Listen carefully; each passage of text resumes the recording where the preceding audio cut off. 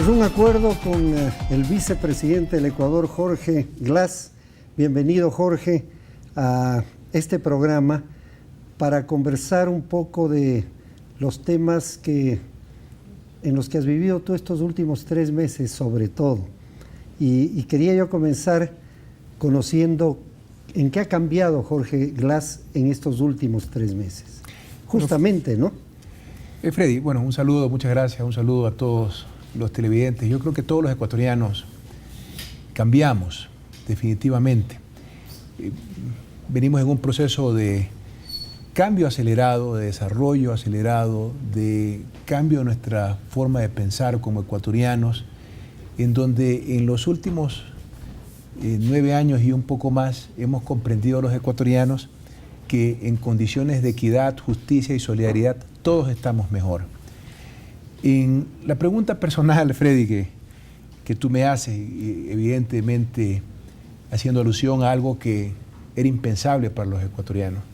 Le decía yo a mi mamá en una conversación, ella estuvo fuera del país cuando sufrimos el terremoto, pues, todos de una manera u otra, y evidentemente con mucha rudeza, los manavitas, los esmeraldeños y gente de otras provincias que estuvieron ahí. Yo estuve en Manaví hasta una hora y media antes, creo que salí de Manaví, justo hice un enlace ciudadano en la ciudad de Montecristi. ¿Qué cambió en mí? Yo soy un técnico, siempre me han criticado que no exteriorizo mis sentimientos y he estado acostumbrado a lo largo de mi vida, esa es mi formación, construir cosas, transformar cosas, crear cosas.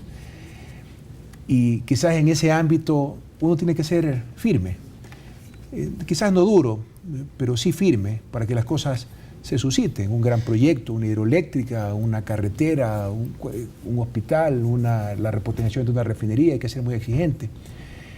Y repentinamente sucede algo que tú nunca esperas, que solo lo ves por televisión, como me decía mi hijo mayor, que es bastante reflexivo, y que tú no esperas que pase en tu tierra. Y enfrentas la desolación, y luego ves al ser humano que enfrenta esa dificultad, que cuando nos unimos y nos damos un abrazo, te dice gracias y seguimos adelante. Es como que el corazón se fractura. Verdaderamente, en términos científicos, el corazón es un músculo, pero uno sí siente algo en el pecho. Y cuando a lo largo de toda la noche yo había venido recibiendo la información. ¿Cómo te enteraste? Aparte obviamente del... O sea, estaba en mi casa, ¿no? Se dio el movimiento telúrico, yo enseguida me comuniqué con el 911, me comuniqué con el ministro coordinador de seguridad que estaba en Manta, estaba bastante alterado, decía, vicepresidente, terremoto, no, es muy grave, salí de mi casa, informé al presidente que estaba fuera del país, en el camino iba recibiendo información, llegué al ECU 911 en la ciudad de Quito a instalar el Comité de Emergencia, Operaciones de Emergencia, el COE Nacional, y comenzamos a recibir información y vimos que era algo bastante grave, que recuerdo que como vengo del área energética, díganme el consumo de energía en Manaví, me decían, vicepresidente, estas ciudades han desaparecido energéticamente. Algo pasó. Claro, tú salías varias veces, yo recuerdo que el país entero tiene esa imagen de verle al vicepresidente pidiendo calma al país. Porque no se sabía mucho lo que había pasado inicialmente, ¿no? Primero, teníamos que articular una respuesta ante la magnitud del evento, Freddy.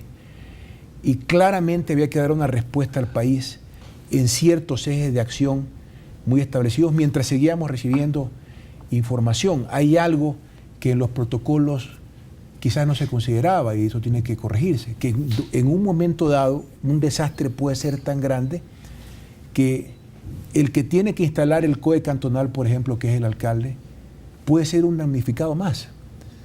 En un momento de un terremoto de esta magnitud, el alcalde es un damnificado más, porque también tiene una familia, probablemente perdió un ser querido, ya no tiene oficina, no tiene municipio, no hay energía. pocas horas de telecomunicaciones, las radiobases se habían caído en algunos lugares, habían ciudades que estaban completamente aisladas.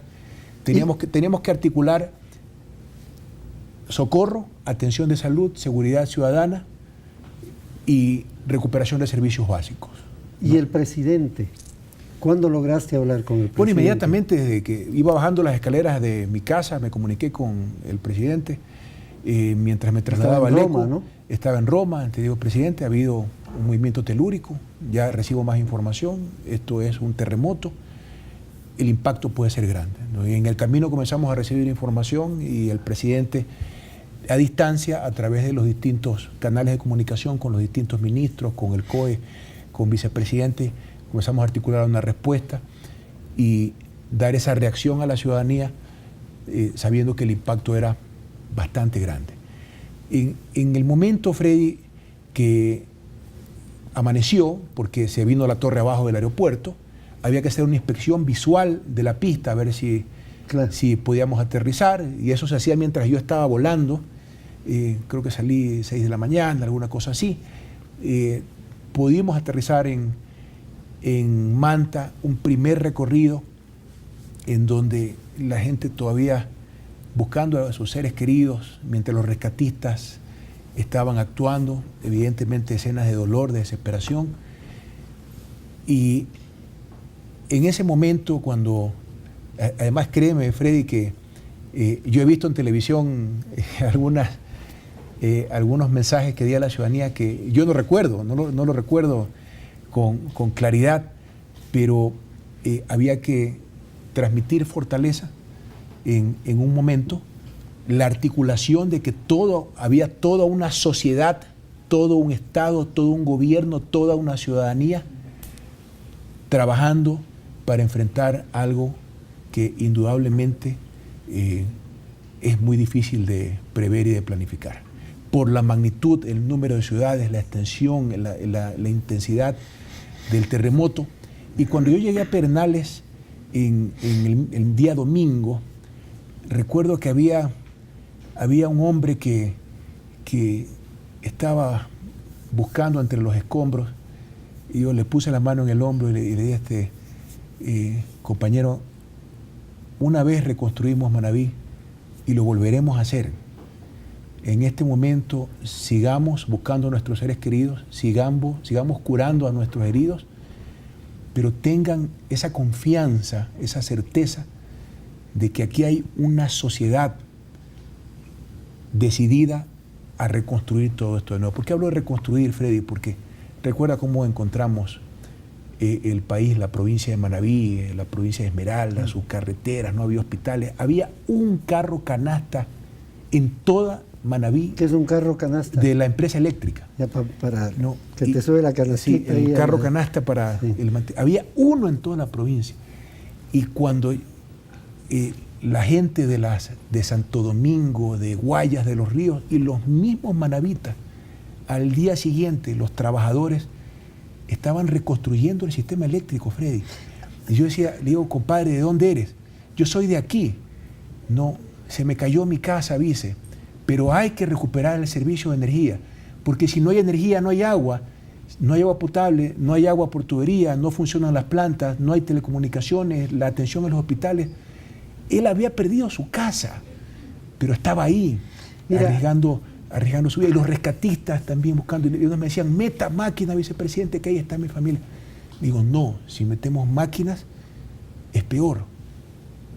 Tenemos que trabajar como dicen los rescatistas, en un momento muy difícil y permanente comunicación con el presidente, como ministro de Estado, enfrentando situaciones que uno no hubiera esperado, sí. Te soy honesto, Freddy, y dando respuesta a la ciudadanía ante la magnitud del problema. Recuerdo que en Pedernales, con ya el COE instalado en el estadio, con el alcalde, con rescatistas, médicos, Fuerzas Armadas, policía, digo, vámonos, antes de que de oscurezca tenemos que llegar a Jama. ¿No? Y volamos en helicóptero a Jama. La mayoría de la ciudadanía estaba en el cerro, en el cementerio, esperando un tsunami. Y digo, ¿dónde está el alcalde? No, el alcalde había ido, me dice, fue a un cerro a llamarlo a usted por teléfono, Angelito Rojas. Yo andaba con la ministra de la Política, con Paola Pavón, una mujer valiente, ¿no? Ahí se ve el temple de las personas. Nos fuimos a ver a la gente en la parte alta, en el cementerio. Le digo, no hay alerta de tsunami. Estamos empezando a distribuir la ayuda, la asistencia, la seguridad, el rescate, las operaciones de atención de salud, convencer a la ciudadanía que baje, ¿no? Ayudar al alcalde a instalar el comité de operaciones de emergencias y regresar a Pedernales. Bueno, tuve que regresar a Manta, luego volar a Pedernales, y en Pedernales pasé la primera noche mientras llegaba nuestro presidente. Nuestro presidente ya estaba para esas horas en Manta y en Puerto Viejo. Freddy, fueron horas muy complejas, muy difíciles, muy duras, en donde pude sentir cosas que probablemente, no quiero decir que antes no había sentido, pero en donde tú tienes la obligación de tomar definiciones, y creo que tienes la obligación también de guardar la calma y de transmitir fortaleza, así por dentro esté sufriendo. Y eso yo creo que es muy importante. El ciudadano, ese hombre, ¿no? Recuerdo cuando recorríamos brevemente las calles de Jama, que yo le digo, no se salvó ni la Plaza del Parque, ¿no? Ya para eso ya te había regresado el alcalde, ¿no? Y en medio de las ruinas un señor mayor me dice, ahí se quedó mi hija. Entonces fueron momentos muy, muy duros, Freddy, muy complejos, pero había que articular una respuesta, y yo creo que cuando recibía las llamadas de países amigos, de todos lados, cancilleres, vicepresidentes, presidentes, al igual que hicieron con el presidente de la República, decir, bueno, ¿qué necesitamos? Bueno, necesitamos rescatistas. Ya ante la magnitud era evidente que necesitábamos albergues permanentes, campamentos permanentes, ¿no? Y cuando me decían medicinas, no, medicinas sí tenemos. Y repentinamente te das cuenta tú que se pudo recuperar el sistema de electricidad en pocas horas, se pudo recuperar los sistemas de telecomunicaciones, comenzamos a rehabilitar los sistemas de agua potable en pocas horas, y la respuesta del sistema de salud fue extraordinaria, Freddy. Si no, lo que viene después ante una magnitud de esta naturaleza es a veces peor inclusive que los afectados o los fallecidos por el mismo terremoto, por las crisis sanitarias, los problemas sanitarios que aquí en el Ecuador no se dieron. A veces lo que no sucedió pasa desapercibido, pero los que han vivido estas experiencias porque han trabajado en otros países, agradecemos mucho la ayuda también de Diego Zorrilla, de todo su equipo, de ACNUR, Naciones Unidas, que con su experiencia también nos han ido entregando información que es muy útil ante un evento que tiene su particularidad en cada país y que ojalá nunca pase en ningún lado, Freddy. Yo quería, Jorge, ahora al terminar esta primera parte, pasar un video que lo acabo de ver, hecho, entiendo, por la propia vicepresidencia, pero que es un homenaje a esos que trabajaron el primer día. Y me parece que es muy emotivo, que está bien hecho. A ver si lo vemos en un par de minutos y luego regresamos enseguida para la segunda parte de las 4 que tiene este programa. Fui uno más de los que vivimos aquí en Pedernales que perdió todo. La casa se cayó totalmente, pero aquí estamos nosotros porque la empresa nos necesita. Vamos a darle porque vamos a volver a empezar. El domingo 17 de abril se comenzó a partir de las 6 horas de la mañana hasta esa hora de la noche, 12:15 de la noche, hasta que dimos con la solución del problema y todos salimos contentos ya que se pudo energizar y se pudo establecer el servicio del agua potable. Soy operador de la planta de tratamiento de agua de la estancilla. En estos momentos he llegado hasta acá, al Cantón Bahía. Vamos a acoplar ya la unión de reparación para abastecerle de agua a la ciudadela Jorge Loma. Y le agradezco a la empresa de agua, a la empresa eléctrica, por los servicios que de inmediatamente después del terremoto trabajaron y están listos. Esta es mi casa que perdí con el terremoto. Años y años para lograr lo poco que se tiene. Se perdió todo. Me tiré de lleno a ayudar a las demás personas, a las demás localidades de aquí, para que tengan el servicio eléctrico. Este trabajo es de muchos riesgos, pero nosotros nos arriesgamos por la gente, para que la gente no esté falta de energía.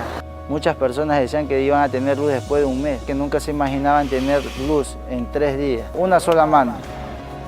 En la gasolinera como quiera amaneció colapsado. Todas esas paredes, la parte alta, cayeron en el cuarto de máquina. Entonces eso hizo que colapsara. Ya le digo, olvidando de mi familia, porque desde el domingo estoy ya de caso viviendo aquí, para poder abastecer a la ciudadanía, pues que no haya colapso de combustible. Esto era para un trabajo de un mes, lo hemos hecho en 4 días. Es regocijante para uno ya de que ese granito de arena es monumental, pero sí nos vamos a levantar. Será duro, será difícil, será titánico, pero vamos a salir adelante. Simplemente fueron segundos que devastó a la ciudad, devastó a nuestra empresa, a muchas familias, murieron personas, todo fue cuestión de venir acá a ayudar. Bajo esos equipos, debajo de ellos, haciendo maniobras para poder conectar algo, desconectar algo, para evitar cortocircuitos, más nos podíamos quemar allá adentro, arriesgando nuestras propias vidas en estos edificios, en esta clase de estructuras, arrimar el hombro para restablecer lo que es la comunicación hacia Puerto Viejo y hacia el mundo entero. Estamos en el Hospital Rodríguez Zambrano de Manta. Y la noche del terremoto había ambulancias desde Paján, había ambulancias de Jipijapa, realmente dramático, cosa que los médicos residentes nos dábamos abasto a los que más pudimos estabilizar. La parte de nosotros es mantener la calma y ayudar a la población a saber que tienen alguien con quien poder contar, que somos en ese momento los médicos. Yo me siento agradecido en estar ayudando. No es riqueza ni mucho, pero hasta donde dé mi amabilidad yo ayudo. Le fluye mucho ese espíritu humanitario que todas las personas en el país hemos tenido esta vez y nosotros podemos hacerlo, o sea, de manera más cerca aquí con las personas. El apoyo ha sido incondicional. Vamos a salir adelante.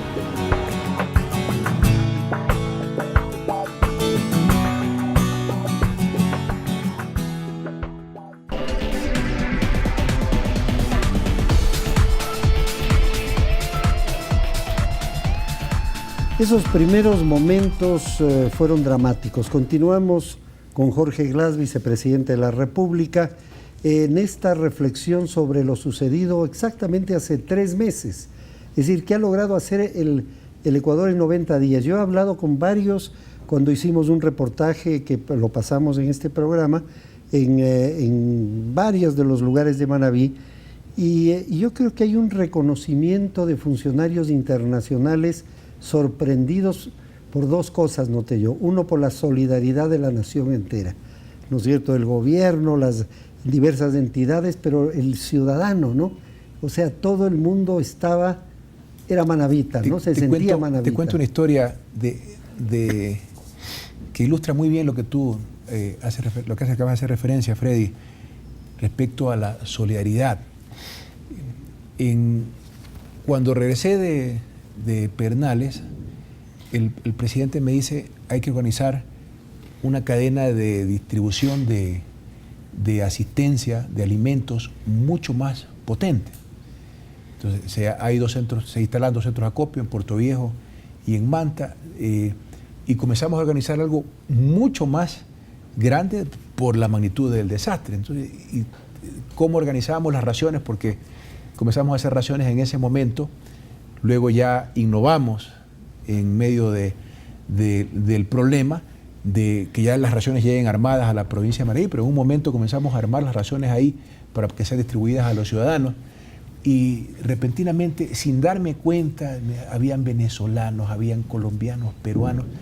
Luego vi unos jóvenes que los vi vestidos de médicos. ¿Esto era cuántos días más o menos pasaron? Ya se me confunde, 2, 3 días después del terremoto. No, y me le acerco a estos chicos y me dice, somos doctores, pero fuimos a los centros de salud, ya están en atención todos los ciudadanos. Creo que hubo 30.000 atenciones médicas, Freddy, para tener una idea de la magnitud del impacto de de lo que representó los primeros días, y me dicen, ya no necesitan más médicos, pero venimos acá a cargar agua.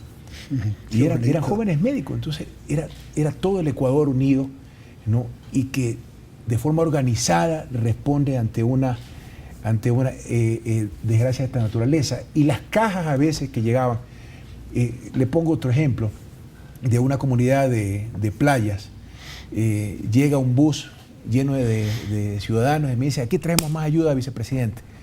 Digo, pues ya no tengo quién, espérenme un ratito que ya no tengo quién descargue ahorita. No, nosotros mismos descargamos, ¿no? Y comienza a descargar hombres y mujeres, ¿no? Comienzan a descargar las cosas, a organizarlas y a distribuirlas a los sitios donde habíamos informado a la ciudadanía que iban a ser distribuidas estas raciones. Era la sociedad en su conjunto, que responde, y llegaban mensajes en las cajas. Muchas cajas llegaban, ya no sabía de dónde. Y después llegaban cartas en esos de momentos, niños. pues llegaban en las eso, cajas, sí. ¿no, verdad? Vamos, ¿no? Ecuador de pie, Manta se levanta, 7.8 no nos vencerá. Y llegaban en las cajas, ¿no? Entonces, y eso nos daba energía. Entonces llega, ya después de que esto estaba en una vía de ejecución y de organización, ¿no? El presidente dice inmediatamente a trabajar en la reconstrucción. ¿Cuánto cuesta? ¿Cómo se va a hacer? Y cómo evitamos que nos vuelva a pasar, que es muy importante. No podemos evitar un terremoto, Freddy, pero podemos reconstruir considerando estas condiciones especiales, y eso hay que decirle con mucha fuerza a la ciudadanía. Vamos a reconstruir, vamos a hacerlo mejor, y eso significa que tiene que ser sismo resistente y fuera de zonas de riesgo. Si no, nos va a volver a pasar. El presidente, recuerdo que dijo, y luego aclaraba, dijo, serán unos 3.000 millones lo que va a costar esto. Creo que dijo 3.000 dijo, ¿no? Y luego, bueno, decían menos, decían más. Bueno, se va a hacer la evaluación. ¿Cuánto va a costar? ¿Cuál es el cálculo? Se aplicó una metodología internacional en un equipo liderado por la parte ecuatoriana, por la Secretaría Nacional de Planificación, por Sandra Naranjo, y con técnicos de CEPAL, Naciones Unidas, ACNUR, un grupo más o menos de 40 instituciones con una metodología internacional en lo que se llama el PDNA, que en criollo representa Post-Disaster Need Assessment. Son las pérdidas no solamente en infraestructura, sino también en generación productiva, de la afectación que tuvo, el número de viviendas, y determina este PDNA que la afectación es de aproximadamente 3.300 millones de dólares. Freddy. O sea, que fue un cálculo... Y que eso equivale aproximadamente a casi el 10% del Producto Interno Bruto de Manabí, que se fue en 50 segundos. Es decir, la destrucción, además de la pérdida de vidas, es que las réplicas nos siguen afectando y han cobrado 2 vidas más en los recientes días, y réplicas que van a continuar, lamentablemente, Freddy. Hay que hacer eso, hay que preparar a la ciudadanía. Representa un impacto en destrucción, las vidas nunca las vamos a recuperar, muy importante, y que nos va a tomar más de 3 años recuperarlo. Aquí, 3 años es lo que... Más de 3 años. Más de 3 años. O sea que el próximo gobierno es el de la reconstrucción. La reconstrucción, Freddy, tiene que ser una política de Estado. Así es. Esto es una política de Estado. Y aquí hay un tema de visiones también, Freddy, que yo quisiera compartir con los televidentes.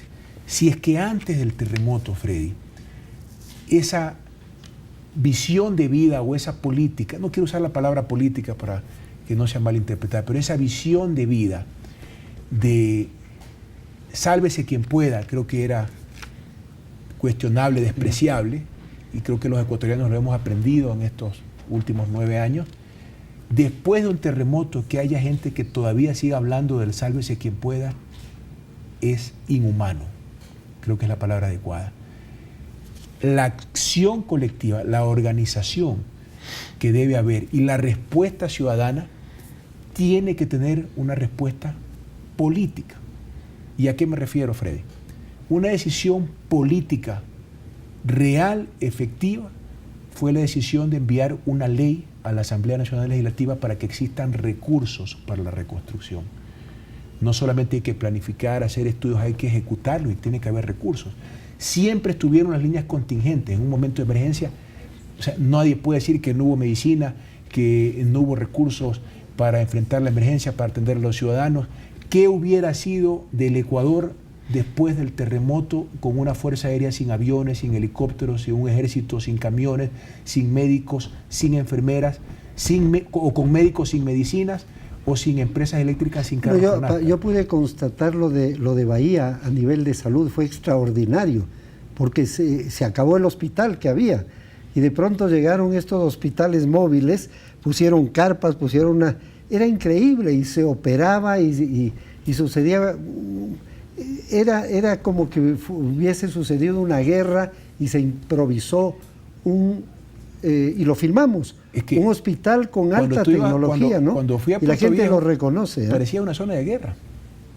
Ese es puede ser un símil de lo que sucedió. ¿Y las manzanas a dónde están? Parecían algunas tomas como de Medio Oriente, ¿no? Parecía un bombardeo. Doloroso. Y si no hubiéramos tenido eso, Freddy, construido en los últimos 9 años, nos tocaba sentarnos en la vereda a ver si llegaban algún carro canasta de un país vecino a traer trabajadores, no solamente rescatistas, sino también trabajadores eléctricos, telefónicos, médicos, enfermeros, y también a esperar que nos ayude solo la Cruz Roja, que sí ayudó, por supuesto, y muchas gracias, pero nos hubiéramos sentado cruzados de brazos. Y eso no pasó ni un minuto, Freddy. Eso yo creo que es un mensaje muy importante. ¿De dónde salen los 3.000 millones? De un cálculo de evaluación. Pero, sí, de pérdida. ¿Cuánto sale directo al país? ¿Cuándo viene de empréstitos? Para la recuperación. Para los 3.000 millones. Te puedo dar una respuesta muy rápida a eso. De los 3.300 millones de dólares calculados en el impacto, bueno, hay 1.000 millones que vienen de la Ley de Solidaridad. Que además, yo estoy convencido que los ecuatorianos, de hecho, así nos lo hacen conocer, la apoyan. O sea, que alguien quiera hacer política con esto, qué pena. Aquí hay una respuesta organizada. O sea, tenemos la confianza y la solvencia, por decirlo de alguna manera, Freddy, de ir a Manabí, ir a Esmeraldas y decir, señores, vamos a reconstruir esto, hay que hacerlo bien, aquí hay una planificación, aquí hay técnica, creo que somos un gobierno con una reconocida capacidad técnica, y aquí están los recursos. De estos 3.300 millones, 1.000 vienen de una ley a lo largo de 12 meses, la ley de solidaridad para los damnificados. Todo ecuatoriano está poniendo. Hay los financiamientos contingentes, BID, CAF, Banco Mundial y recientemente Fondo Monetario Internacional, que en su conjunto suman aproximadamente otros 1.000 millones de dólares. Por supuesto que hay inversión que tiene que venir del sector privado, la banca privada, de la reactivación, etcétera, y seguimos buscando ese tipo de líneas contingentes. Hace pocos días tuve una reunión con el embajador de China sobre el interés de China también en financiar procesos de reconstrucción. Es por eso que nos va a llevar esto más de 3 años.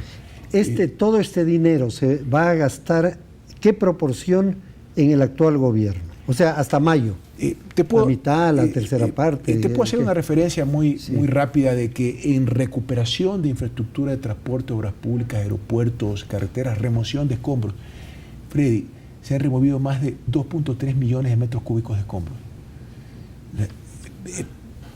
Más de 5.000 infraestructuras inmobiliarias han tenido que ser demolidas. Yo creo que a veces 5.000. Sí, hay que tener una idea de la magnitud para ver lo que toma la reconstrucción. Y además no es que algo se cae y yo lo reconstruyo mañana. Te pongo un ejemplo. Esa es la destrucción que vemos encima del suelo, y la que está debajo, las redes de alcantarillado, las redes de agua potable que también fueron afectadas. Ya estamos interviniendo en algunas ciudades en la recuperación emergente, mientras se actualizan o se hacen nuevos estudios para que venga la definitiva. Y con la nueva planificación urbana, Freddy, porque en algunos lugares no se va a poder volver a construir probablemente porque son zonas de riesgo. Y eso lo estamos trabajando con los gobiernos autónomos descentralizados. Te puedo decir que solamente en proyectos de vivienda se van a invertir en la reconstrucción cerca de 300 millones de dólares. No te digo que todo eso se va a ejecutar hasta mayo próximo, pero sí ya están 1.200 casas en proceso de construcción en zonas urbanas, en urbanizaciones para los reasentamientos.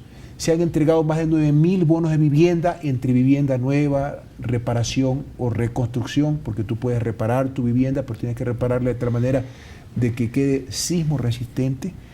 Inclusive hay recursos, bonos especiales o recursos especiales para el mejoramiento del suelo, donde se va a reconstruir o a reparar una vivienda.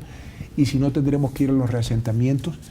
Es decir, tendremos que tener en construcción viviendas hasta fin de año aproximadamente 4.000 viviendas. Es un enorme desafío. Y eso significa diseño, planificación, suministro de agua potable, de alcantarillado, de telecomunicaciones, logística. Hay asentamientos que son tan grandes que requieren reasentamientos que van a requerir centros de salud, que van a requerir escuelas. El que hoy, 3 meses después, tengamos a 50.000 chicos ya estudiando, Freddy, después de un terremoto de 7.8, donde están los chicos ahora, les decimos aulas provisionales móviles, pero si tú, no sé si hay videos de las aulas que hemos instalado, que en la mayoría de los casos las aulas vamos a comenzar con eso, prefabricadas, hagamos el están corte, en muchas mejores condiciones de lo que de las escuelas que estaban antes del hagamos el corte. Este programa se transmite por Ecuador TV y 13 canales que lo van a retransmitir el día de hoy y los siguientes días. Y vamos a iniciar con un video precisamente de la parte educativa, que es tan importante. Continuamos enseguida.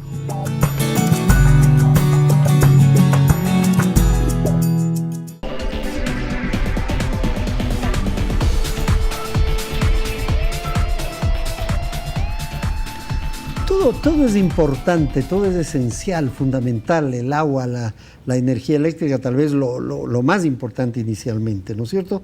Pero las vías son esenciales y los colegios son fundamentales.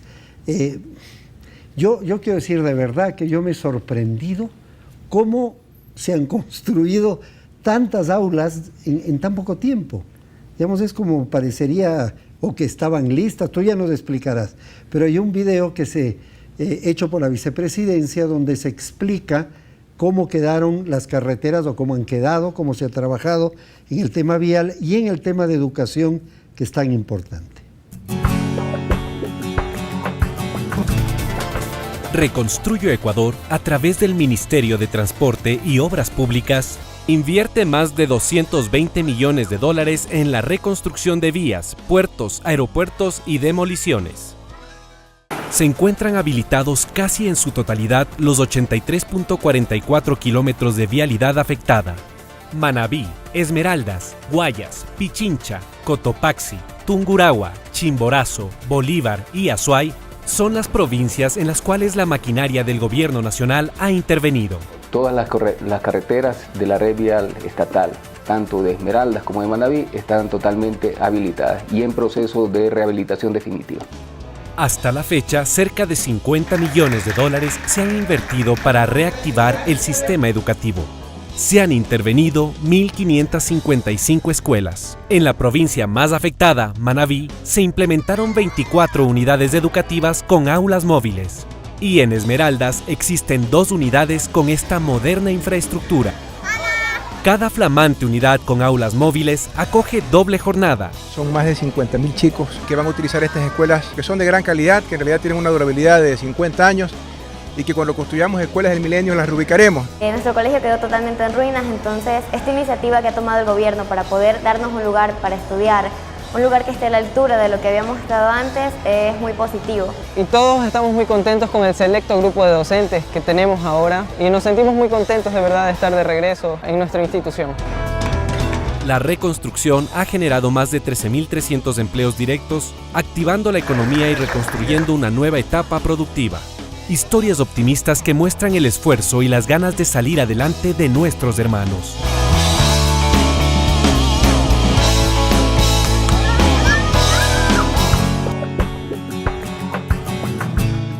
Yo creo que esto es de lo más bonito, ¿no? Y esa frase que han puesto en las escuelas.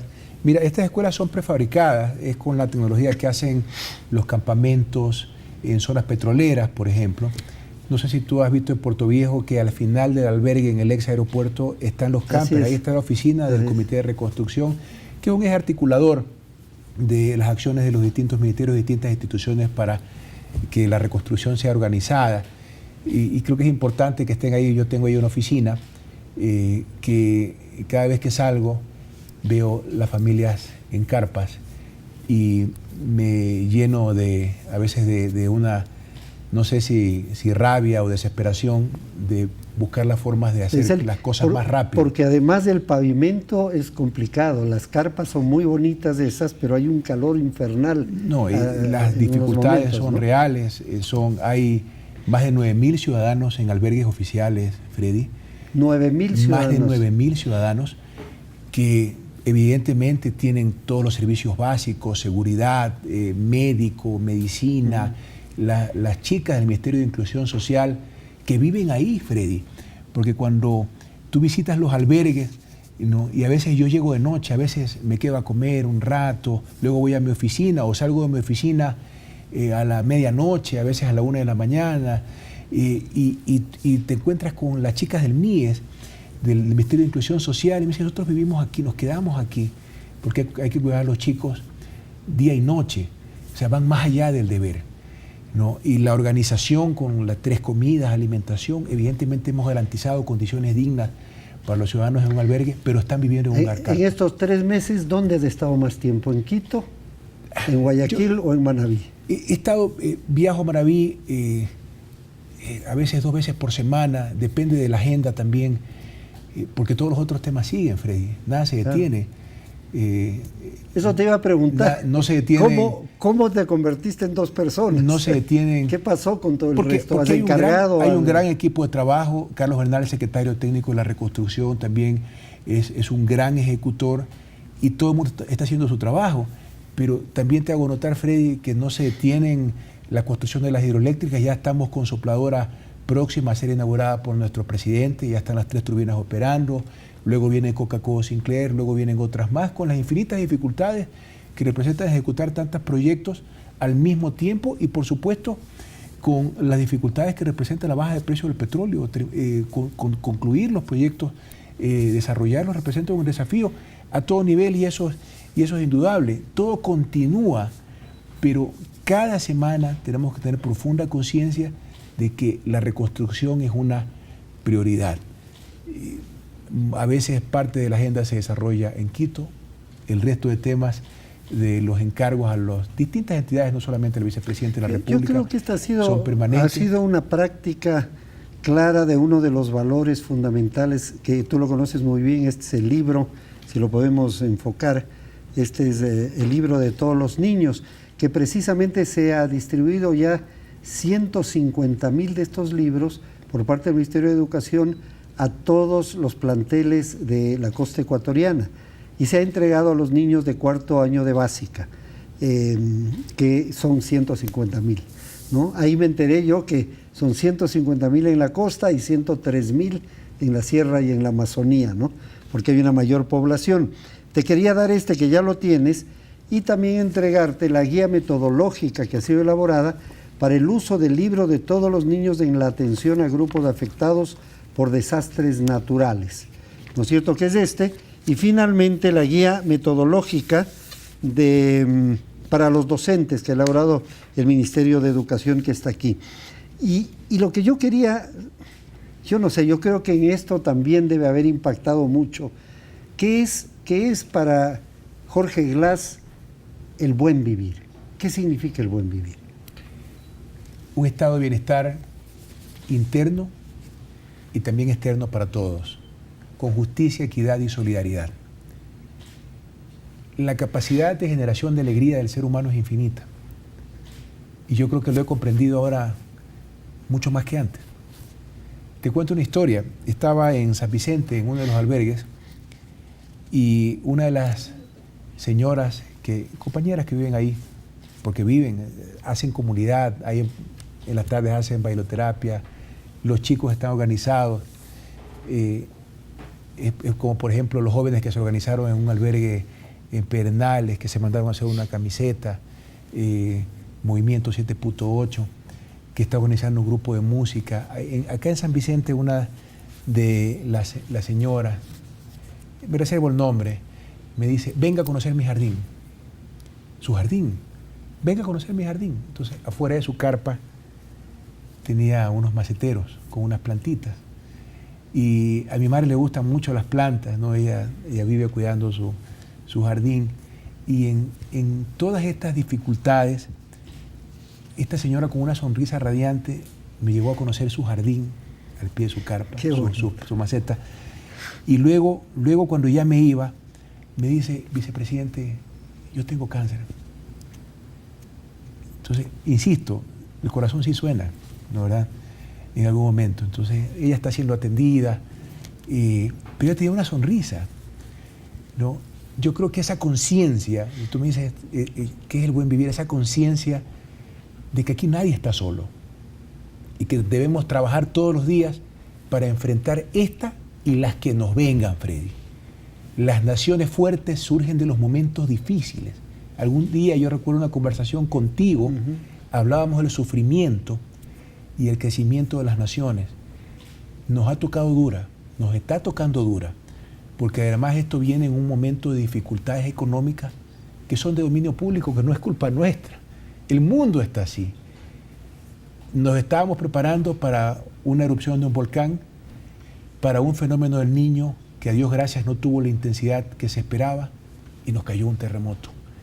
Pero el ecuatoriano dice, me paro de nuevo. Y lo más importante, nadie está solo. Y todos tenemos que a nuestros chicos, tú sabes que yo tengo 2 niños, uno de 14 y otro de 8 años, están creciendo con esa nueva forma de pensar. Aquí nadie puede estar solo. Y yo creo que eso te da el sentido del buen vivir con mucha intensidad y esa revolución mental, el cambio de la forma de pensar, de vernos a nosotros mismos y de sentirnos no solamente con el sentido de patria, Freddy.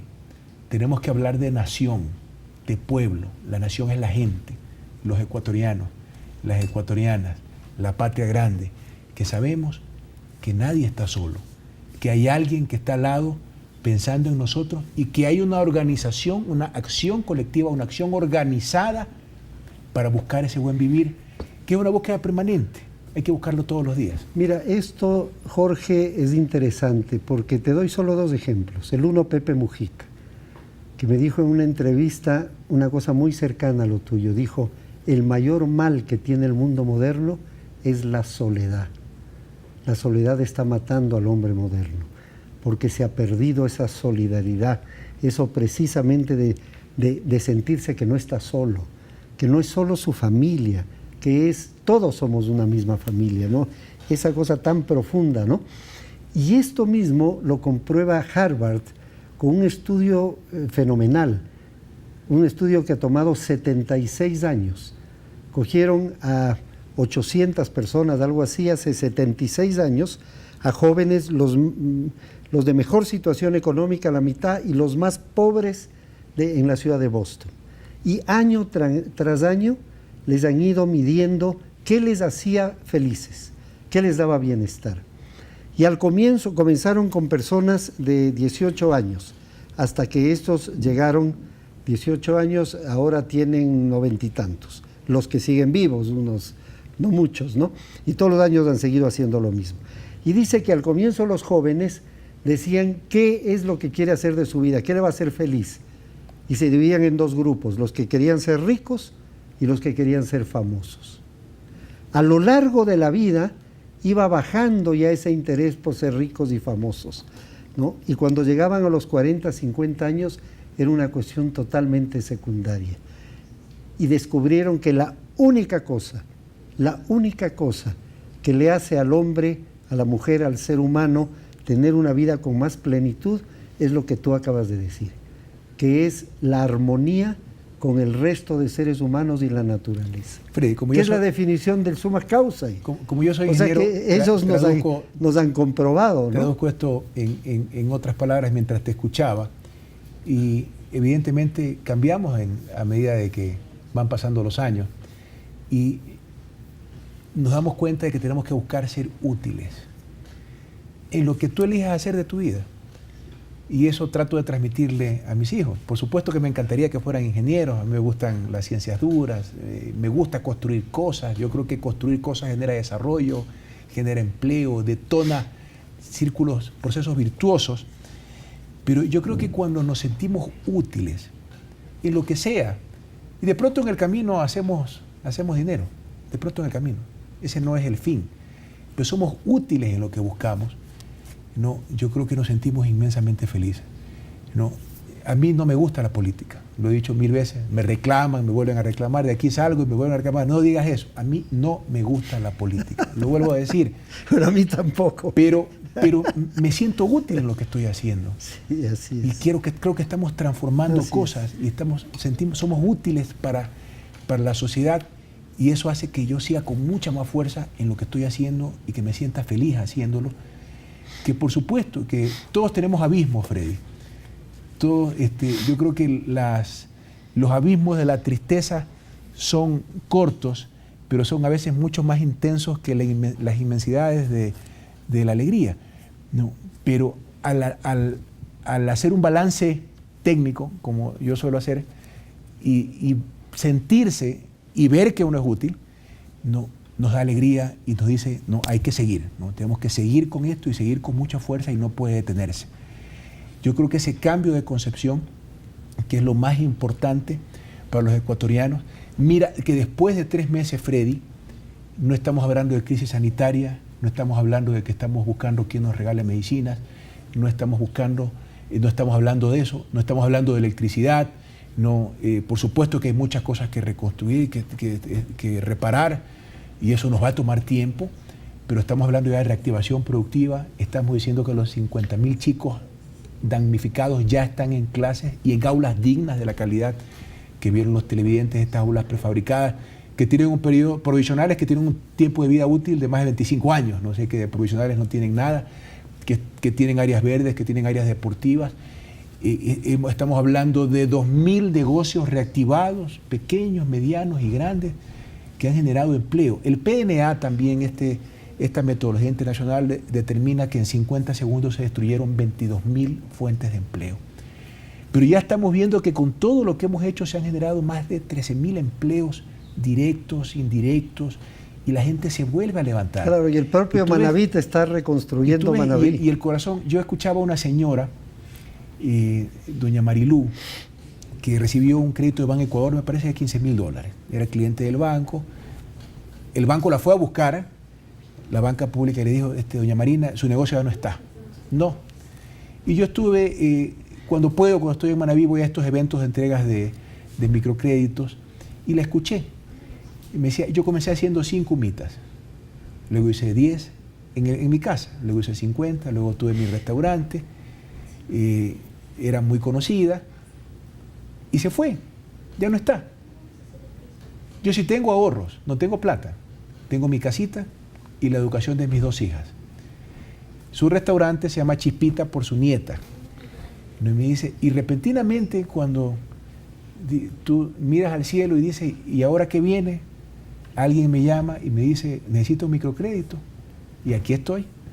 No, ahora lo estoy levantando en mi casa, mi negocio, sigue siendo el restaurante Chispita, volveré a empezar, no parto de cero, tengo 2 hijas educadas, tengo mi casita y vuelvo a empezar. Y alguien está conmigo. Y esto, disculpe que ponga el ejemplo de lo público, porque yo soy funcionario público, pero bueno, habrá muchos casos, banca privada, cooperativa, vamos a inyectar recursos en las cooperativas. Es decir, Freddy, 3 meses después, estamos hablando con dolor, porque eso no se nos va a quitar nunca, diciendo la verdad, que nos va a tomar años reconstruir esto, diciendo que hay un plan, que hay un apalancamiento financiero en una ley, en créditos, que nadie está solo, que lo vamos a hacer mejor, que vamos a dejar Manabí, Esmeralda mejor que antes, pero ya estamos hablando de otra cosa. Los chicos están en clases, hay servicios de salud, tenemos electricidad, telecomunicaciones, agua, hay que reparar muchas cosas todavía, ya estamos hablando de trabajo, de reactivación productiva y que los chicos y chicas sigan estudiando. Y la vida sigue, Freddy, la vida no se detiene. Vamos a ir al último segmento cortito, porque hemos hecho 3 que nos hemos extendido bastante, pero ha estado realmente muy interesante. Yo te agradezco mucho, Jorge. Enseguida regresamos.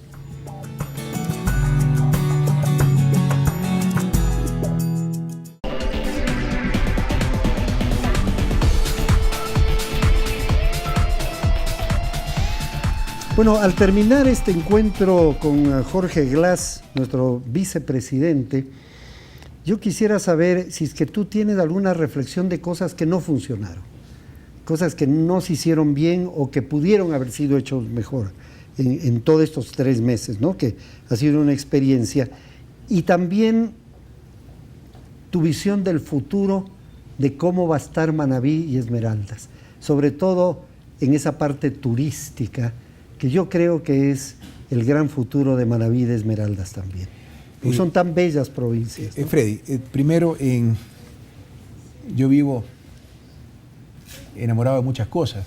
Las playas de Manabí, el cariño del manabita, la comida, la sonrisa del esmeraldeño, la espontaneidad del esmeraldeño y del ecuatoriano en general, ¿no? Yo creo que se va quedando un pedacito de cada uno cada vez que visitas un sitio. Recuerdo cuando llegaba a Zumba, era yo candidato, y me esperaban unas señoras a la entrada de Chinchipe, ¿no? Y cantaban una canción que recuerdo que decía, tienes que llegar a Zumba, has de volver, ¿no? Y luego tomar, has de creer y luego tomar guayusa, has de volver.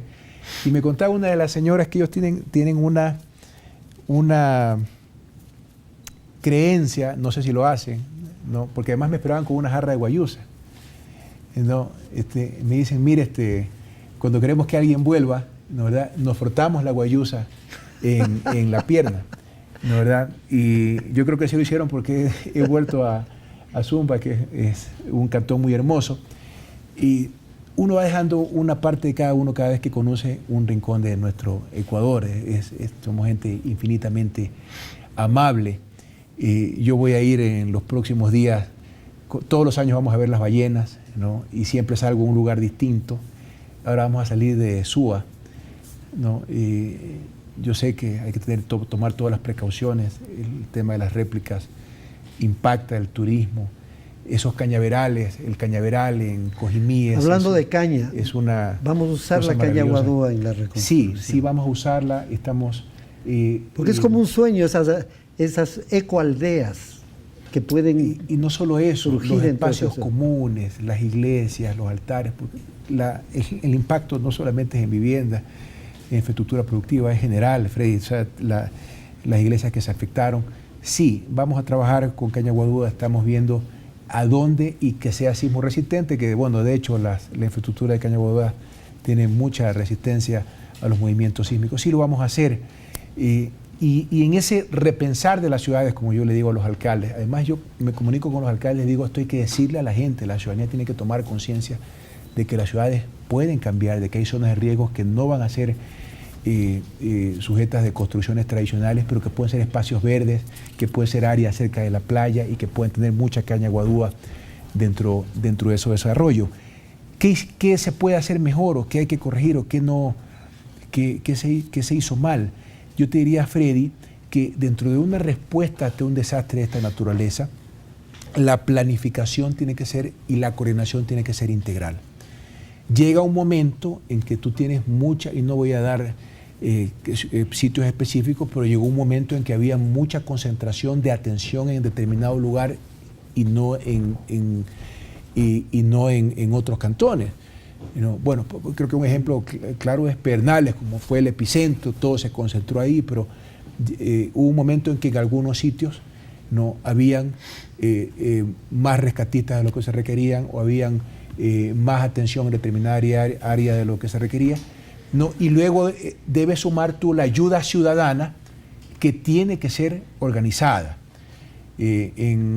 Conversando con Lenín Moreno, que fue el primero que llamó después del terremoto, cuando estaba yo en el ECU 911, a expresar su solidaridad y su respaldo a la distancia, y él enseguida comenzó a articular ayuda para los ecuatorianos, especialmente para los ciudadanos con discapacidad. Él dio un mensaje: el que ayuda bien, ayuda 2 veces. Y es un mensaje importante. Pero para eso se requiere organización. O sea, cada ciudadano, cada médico que trabaja en una clínica privada, el sistema de salud privado que también ayudó con fuerza, cada persona que quiere dar algo tiene que saber a dónde y a dónde va a llegar o a dónde ir. porque si no, un ciudadano que quiere ayudar en un momento en donde no hay electricidad, no hay comida, no hay hotel. Yo recuerdo que probé comida caliente creo que a los 5 días y me dieron una tarrina de comida china y era una delicia. Ayuda 2 veces, ¿no? Entonces yo creo que tenemos que organizarnos en ese sentido. Yo creo que la respuesta en general de la ciudadanía a todo nivel fue extraordinaria. Cuando a mí me preguntan qué tengo que decir acerca de eso, solamente puedo decir gracias totales, gracias infinito, gracias a todos, porque todos, como uno veía las noticias que se vaciaban las perchas, bueno, compra agua y mándalo para Manabí, y gente de todos lados, de todos, alcaldes, prefectos, ciudadanos, médicos, enfermeros, trabajadores, gobiernos parroquiales, y llegaban con más ayuda. Tiene que ser organizada, ¿no? ¿Verdad? Yo creo que hay muchas cosas que mejorar. En los sistemas de telecomunicaciones de emergencia. Yo siempre, como soy ingeniero en telecomunicaciones, termino hablando algo acerca de telecomunicaciones. Pues hay sistemas de radio, de comunicación que nos confiamos en el celular y repentinamente en un terremoto deja de haber también telecomunicaciones celulares, y luego se iban cayendo las radiobases porque como no había energía, se iban descargando las baterías, entonces hay que aumentar el respaldo de las baterías, pero sistemas tradicionales de defensa civil, comunicación de radio bandas ciudadanas, el HF, como le decimos los técnicos, son muy útiles y deben estar organizados. Sistemas de transmisión AM, para que la ciudadanía sepa que tiene que tener un radio a pilas, que debe haber ciertos puntos de encuentro en todos los cantones, existe, ¿no? Se ha avanzado muchísimo. El sistema de riesgos no existía, ¿no? Ahora hay un procedimiento, pero en determinado momento el alcalde que tenía que liderar eso era un damnificado más. Yo creo que hay muchas experiencias, es una experiencia dolorosa, pero de esta salimos de pie y seguiremos de pie, Freddy, para esta y para las que nos vengan, como nación, como pueblo ecuatoriano, como ecuatorianos y como ecuatorianos. Gracias, Jorge. Yo creo que esta tragedia ha demostrado la mejor parte del ser humano. Lo que hay que hacer ahora es mantenerlo. Yo creo realmente, Jorge, que se ha hecho una labor magnífica, pero como dice el presidente Correa muchas veces, es un pequeño pasito lo que recién se ha dado. Y todos tenemos que hacerlo conjuntamente el resto. Freddy, la reconstrucción es un camino largo, y eso tenemos que tener conciencia todos los ecuatorianos. Es un camino largo y complejo. Existe, eso sí, la decisión de hacerlo lo más corto posible, ¿no? Pudiéramos tener otra hora más de entrevista solamente hablando de lo que representa la reactivación. No solamente es reconstruir, es reactivar, ¿no? Nosotros mismos, ¿no? Como emprendedores, como profesionales, como estudiantes, sabiendo que los que vivieron el terremoto vivieron el terror por 50 segundos, Freddy. Muchas gracias. Es un enorme desafío como sociedad. Gracias, Jorge Glass, nuestro vicepresidente, por esta conversación tan interesante, y a todos ustedes nuevamente por acompañarnos.